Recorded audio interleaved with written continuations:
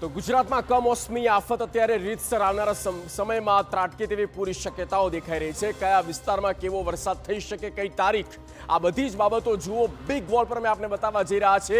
આપના વિસ્તારમાં અમે બતાવીશું કે વરસાદ છે કે કેમ। પહેલા કેટલીક વિગતો પણ જાણી લઈએ।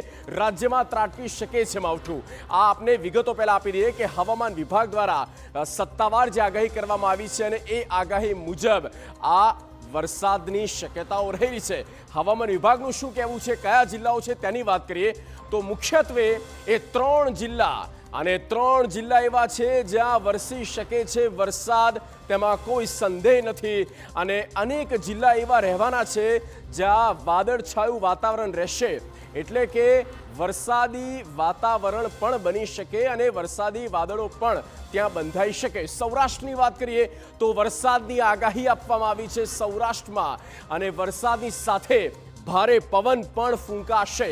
28મી જાન્યુઆરી સુધી વાતાવરણ ખરાબ રહેશે। જુઓ 28 તારીખ સુધીની પણ આ ટાઈમલાઈન નક્કી કરવામાં આવી છે। 28 તારીખ વાતાવરણ બગડી શકે, વરસાદ બાદ આવી શકે છે ઠંડીનો વધુ એક રાઉન્ડ, અને એ અંતિમ રાઉન્ડ હોઈ શકે છે। અત્યારે ગુજરાતમાં ખાસ તો ગરમીનો અનુભવ થઈ રહ્યો છે, વાતાવરણમાં બદલાવ આવ્યો છે, વાદળછાયું વાતાવરણ ચોક્કસ છે પણ પારો ગગડ્યો છે।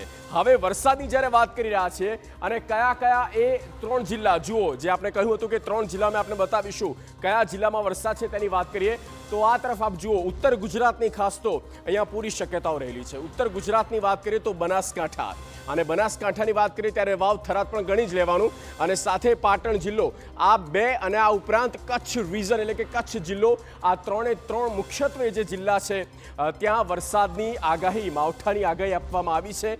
28 તારીખ આ તારીખ સુધી વરસાદની પૂરી શક્યતાઓ આ મુખ્યત્વે આ 3 જિલ્લામાં રહેલી છે, એટલે કે ઉત્તર ગુજરાતનો ઉપરનો પટ્ટો અને તેની સાથે કચ્છ જિલ્લામાં પણ વરસાદ થઈ શકે છે। તો આ પ્રકારની આગાહી હવામાન આગાહીકાર દ્વારા આપવામાં આવી હતી અને હવે હવામાન વિભાગ દ્વારા પણ આપવામાં આવી છે, એટલે કે ખાસ તો ખેડૂતોને સાચવવાનું છે।